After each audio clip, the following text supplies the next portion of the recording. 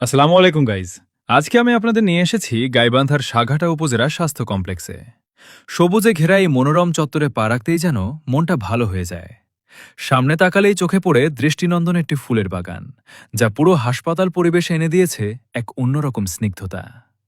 এই স্বাস্থ্য কমপ্লেক্সটি দীর্ঘদিন ধরে অত্র এলাকার মানুষের সেবায় নিয়োজিত।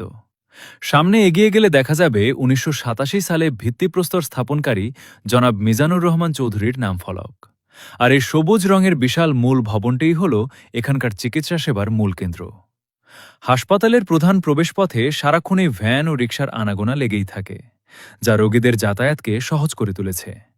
চত্বরের ভেতরে বড় বড় গাছ আর বসার জায়গাগুলো সাধারণ মানুষের বিশ্রামের জন্য খুবই উপযোগী। প্রতিদিন এখানে শত শত মানুষ উন্নত চিকিৎসা ও আন্তরিক সেবা পেয়ে থাকেন। এখন আমরা প্রবেশ করছি হাসপাতালের বহির্বিভাগে।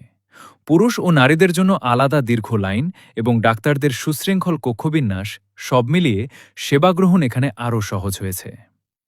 এবার চলুন দেখে নেই হাসপাতালের ইনডোর বা ওয়ার্ডগুলো।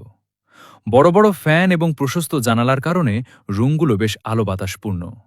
এখানে ভর্তি থাকা রোগীদের সেবায় ডাক্তার ও নার্সরা দিন রাত নিরলসভাবে কাজ করে যাচ্ছেন।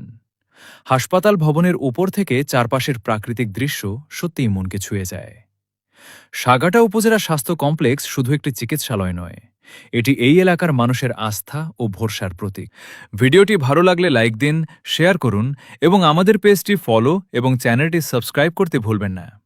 সবার জন্য শুভকামনা রইল। আল্লাহ হাফেজ।